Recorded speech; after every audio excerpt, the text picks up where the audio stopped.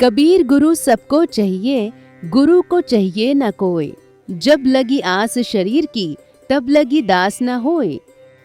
दोस्तों, कबीर दास इस दोहे के माध्यम से कहते हैं कि अंधकार से प्रकाश की ओर ले जाने वाले गुरु को कोई नहीं चाहता है, लेकिन गुरु सबको चाहते हैं। क्योंकि अधिकतर इंसान अपने मन की बात सुनने लगते हैं, इसलिए वे अपने शरीर के भरोसे रहने लगते हैं। और जो इंसान शरीर की आस के साथ रहता है, वो कभी गुरु भक्त नहीं बन सकता।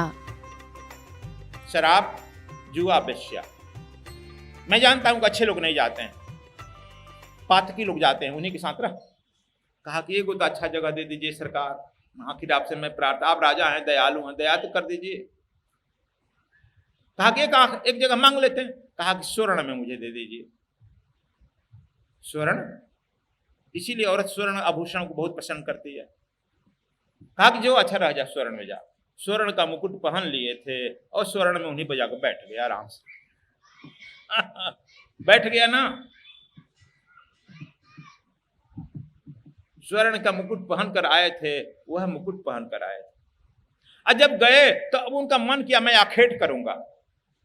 अब मन बदलने लगा। देखिए, मन बदल, आखेट करूंगा। अरे आखेट में क्या करेगा तू? किसी जीव को जान देगा कि जान लेगा? आखेट में क्या होता है बोलो? किसी जान देता है कि लेता है? मैं आखेट करूंगा। अब मैंने हत्या की बात आ गई और निकल गए आखेट करने के लिए। देखते हैं कि शमिक नाम का ब्राह्मण बैठा है, ध्यान में बैठा है। कहे कि देखो मैं आया राजा हूं, या उठकर प्रणाम नहीं किया, स्वागत नहीं किया, सठ बैठा है आंख। कबीर की वाणी के जरिए गुरु के बारे में बताते हुए सद्गुरु सम्राट परीक्षित से जुड़ी कहानी सुनाते हैं, जो अर्जुन के पुत्र अभिमन्यु के बेटे थे।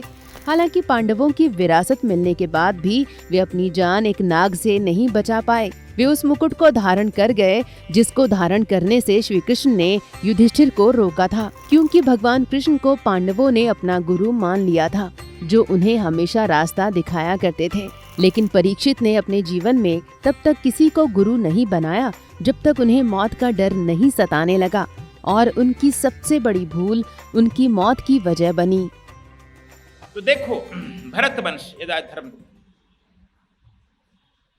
कहा कि 7 दिन में शरीर छोड़ना है, तो क्यों न मैं सर्प के डसने से जब मृत्यु होगा, अकाल मृत्यु होगा, और तब मैं नरक में जाऊंगा या सर्प बनूंगा, क्यों न मैं अपने से उसको स्वीकार कर लूं।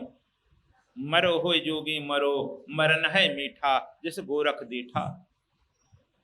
अब उसके लिए वो निकल गए, हस्तिनापुर से नजदीक आ गए। हस्तिनापुर से कनखल नजदीक है, आ गए और वहीं पर कहे कि अब हम गुरु करने का, अब गुरु के खोज में चले। अब कौन मेरा गुरु बनेगा? देखो, यही बात इंपॉर्टेंट। अब मैं गुरु की खोज में चला, और जब गंगा के नजदीक में आए तो गंगा से कहे, मां तेश्वरी, मैं भरत वंशी हूं। भरत वंशी की मां तू है, भीष्म पितामह की मां थी, भरत वंशियों की मां तू है। मेरा उद्धार कर और मेरा गुरु खोज कर दे। हे कृष्ण, तूने पराशक्तियों से मेरी रक्षा किया है, अब शब्द बनकर गुरु के रूप में आ जा। शब्द ब्रह्म भवत, इसलिए वह प्रार्थना कर रहे हैं, शब्द बनकर गुरु के रूप में आ जा। और तुम लोग जो आरती करता है, शब्द स्वरूपी गुरु विराजे करता है, लेकिन शब्द नहीं अर्थ समझ। आज समझ लो। उन्होंने कहा शब्द के रूप में गुरु बनकर आ जाइए केशव, मैं जानता हूं कि शरीर आप नहीं आ सकते हैं।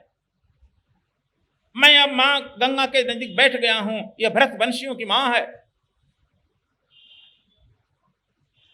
लेकिन शब्द बनकर गुरु रूप में आ जाओ।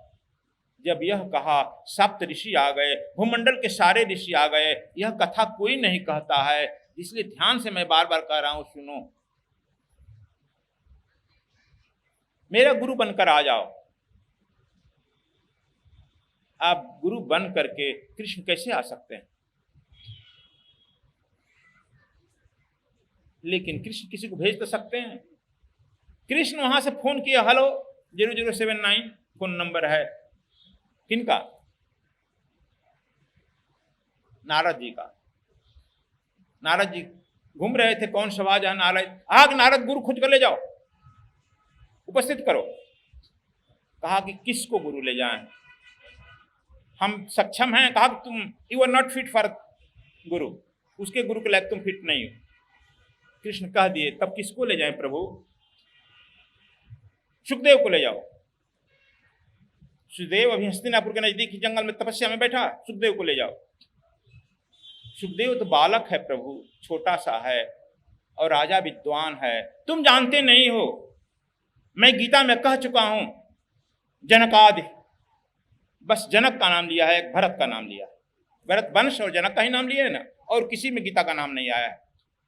तुम जानते नहीं हो, सुखदेव जो है जनक के द्वारा वह ब्रह्म ज्ञान प्राप्त कर लिया है, और जनक जो है इसलिए वह ब्रह्म ज्ञान जानता,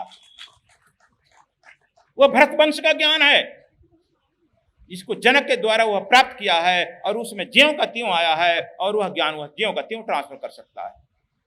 सप्त ऋषि बैठे हुए हैं, किसी में प्रकाश हिम्मत नहीं है कि उसको वह ज्ञान दे, क्योंकि वह कह रहा है वह शब्द बनकर आओ, शब्द ही गुरु देता है तुमको। लेकिन अब गुरु की जरा महिमा समझ लो आज बात। तो दोस्तों, ये सम्राट परीक्षित के जीवन से जुड़ा एक प्रसंग है जो ये बताता है कि कोई भी इंसान भले ही खुद को श्रेष्ठ बताते हुए गुरु भक्ति से किनारा करता हो, लेकिन उसकी जिंदगी गुरु के मार्गदर्शन के बिना सफल नहीं हो सकती।